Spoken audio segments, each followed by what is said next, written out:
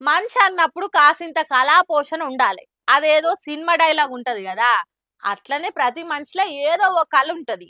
పసిపిల్లల నుంచి పండు ముసలోళ్ళ దాకా ఏదో కళ లేకుండా ఎవ్వరుండరు. కొంతమంది సిగ్గుపడి బాత్రూమ్ లో పాటలు పాడతారు. ఇగో కొంతమందికి అయితే కళను బయట పెట్టుకునే ఛాన్స్ వచ్చిందంటే ఆగనే ఆగరు. వాళ్ళు ఎంత పెద్ద పదవిలు ఉన్నా సరే, పెద్ద నౌకరి చేస్తున్నా సరే, ఇగో గీసారి అసంటోడే ఎట్లా వాడుతుండ్రో చూడుర్రి.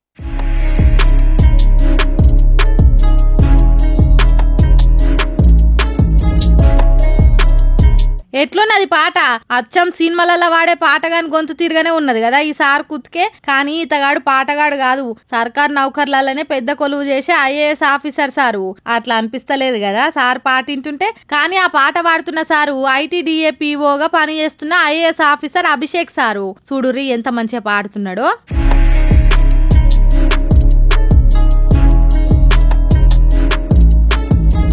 అరకుల చలికాలం ఉత్సవాలు జరుగుతున్నాయి కదా, ఆగో ఆడ అన్ని తీర్ల సవలతులు చూసుకొని పోయిన అభిషేక్ సారు కళాకారులతో కలిసి గొంతు కలిపిండు. సారు బానే వాడేటట్టున్నాడు. బాగా చదివి ఐఏఎస్ అయిండు గాని, లేకుంటే సినిమాలకు పాటలు వాడే సింగర్ అయ్యేటోడు కావచ్చు కదా. అందుకే కళాకారులు వాడుతుంటే సార్ కాలు నిల్వక మైక్ అందుకొని పాట షురూ చేసిండు. అదేందో గాని ఐఏఎస్ చదివినోళ్ళు ఏదో ఒక్క కళలతోని ఇగో ఇట్లా పర్ఫార్మెన్స్లు ఇస్తూనే ఉన్నారు.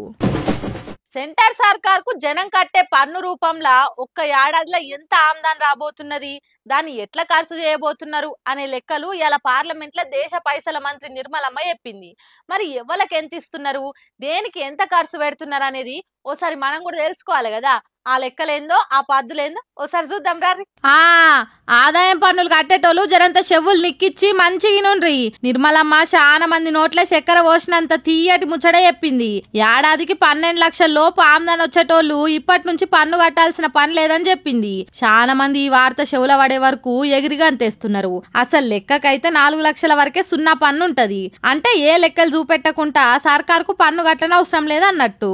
కానీ 4 లక్షల నుంచి 12 లక్షల నడుమ సర్కార్కు కట్టాల్సిన పన్ను పైసలు ఇన్సూరెన్స్ కోసమో, ఆడిపిల్లల పేరు మీద ఫిక్స్డ్ డిపాజిట్లు చేస్తేనో, ఇంటి లోన్లకు వాడుకున్నామని సర్కార్కు లెక్కలు చూపెడితే ఏ పన్ను కట్టనవసరం లేదన్నట్టు.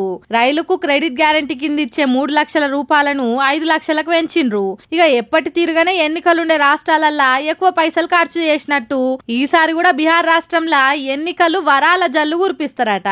చదువుకునే IITలు, ప్రాజెక్టుల పంట కాలువలు, విమాన డిపోలు, ఫుడ్ ప్రాసెసింగ్లు ఇట్లా చాలా బీహార్ కు చేయబోతున్నారట. ఇక రాజకీయం పక్కకు పెడితే గిగా వర్కర్లు అంటే ఆన్లైన్ లో ఆర్డర్లు చేస్తే ఇంటికి తెచ్చి ఇచ్చేటోళ్ళు ఉంటారు కదా, అగో వాళ్ళ బతుకు భరోసా ఇచ్చే పథకం ఒకటి చేయబోతున్నారట. అంతేకాదు హోటళ్లలో, టిఫిన్ సెంటర్లలో వాడే కమర్షియల్ గ్యాస్ సిలిండర్ ధరను 7 రూపాయలు తగ్గించిండ్రు. ఈసారి ఎందుకో బడ్జెట్ తర్వాత స్టాక్ మార్కెట్లు సత్కిల పడ్డాయి. ఇట్లా చాలా ముచ్చట్లే చెప్పింది మేడం గాని, నిర్మలమ్మ కట్టుకున్న చీర చాలా మందిని ఆకట్టుకున్నది. బీహార్ రాష్ట్రం నుంచి పద్మశ్రీ అవార్డు వచ్చిన దులారీ దేవి ఇచ్చిందట ఈ చీర. సరే బడ్జెట్ అయితే పెద్ద పెద్ద లెక్కలు చెప్పిండ్రు గాని, చెప్పినట్టే ఖర్చు పెడతారా అనేది ముందు ముందు చూడాలి.